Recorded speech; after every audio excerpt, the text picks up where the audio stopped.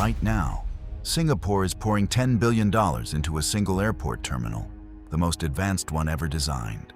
And when it's finished, it will not add a single extra flight, not one. Because here's the thing, nobody staring at those glossy Terminal 5 renderings has noticed. A terminal is just a very expensive building, and a building can't get a plane into the sky.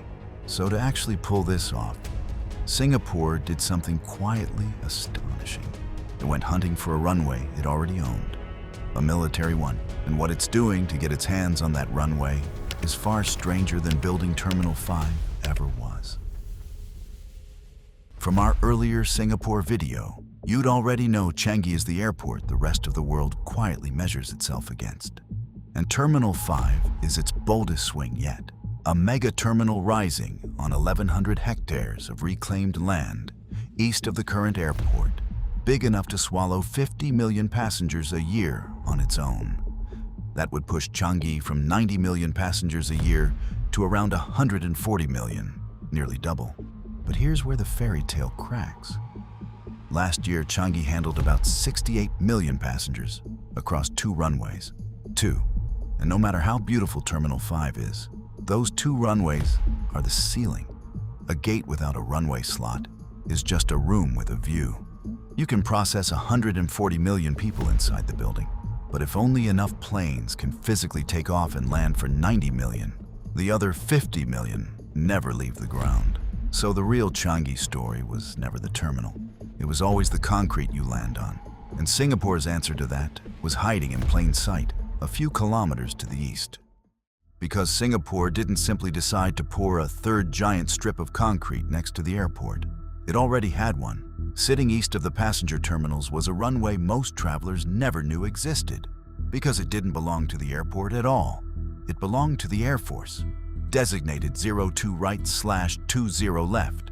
It was the Republic of Singapore Air Force's runway, fighter jets, not Airbuses. So the plan was never to build a runway. It was to take one over and stretch it. Singapore extended that military strip from 2.75 kilometers to a full 4 kilometers, long enough to handle the biggest passenger jets on Earth, the A380s that Singapore Airlines flies more of than anyone. Now pull up a satellite view, and the whole thing finally makes sense. On the left, Terminals 1, 2, and 3, and the 2 civilian runways, then a strange, wide gap. And then, far to the east, that lonely third strip, the old military runway, with Terminal 5 rising right beside it. That gap is the entire story, because a runway on the far side of a gap that big is, on its own, completely useless. And fixing that is where this project stops being clever and starts being borderline insane. Think about it. You've got a 4-kilometer runway way out east and an airport way over here. A pilot can't teleport across the gap. Every plane that uses runway 3 has to physically taxi there and back, which means Singapore had to weave the old military runway into the existing airport with an entirely new road network built for aircraft. We're talking roughly 40 kilometers of new taxiways. 40, that's not a detail. That's a small motorway system built purely so planes can shuffle between runways without ever crossing paths and causing chaos. And some of that concrete had to go somewhere inconvenient. To make room, Singapore reached into the neighboring Tanah Merah Country Club and reportedly took 6 golf holes and 3 tennis courts. Somewhere in Singapore, a golfer once lined up a putt on a green that is now quite literally an aircraft taxiway. Then go underground, tunnels, baggage systems, people movers, all being threaded beneath the site, so the whole thing runs as one seamless airport. This is the part the renderings never show, and it sets up the strangest twist of all. Because technically, Singapore has already used this runway, and Changi still isn't a 3-runway airport. Here's what I mean. Back in 2020, when the pandemic emptied the skies, Singapore quietly seized the moment. It shut one of its main runways for the Changi East works and opened the old military runway, Runway 3, for civilian flights to cover the gap. For a while, passenger jets really were landing on it. So you'd think, job done, 3 runways, right? Not even close, because as of right now, in 2026 if you pull the official Singapore aeronautical documents. Runway 3 is listed as not available for civilian use. It's back in the Air Force's hands while the deeper works finish.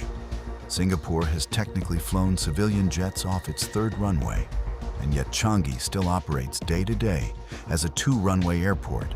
The full three-runway system isn't expected to truly come online until around the end of this decade. They got a taste of the finish line and deliberately stepped back from it, which raises an obvious question.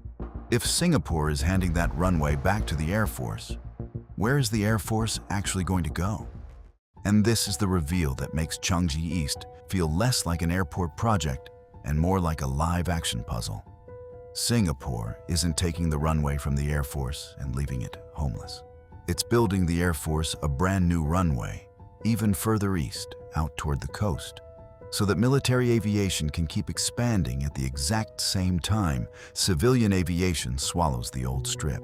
Sit with that for a second.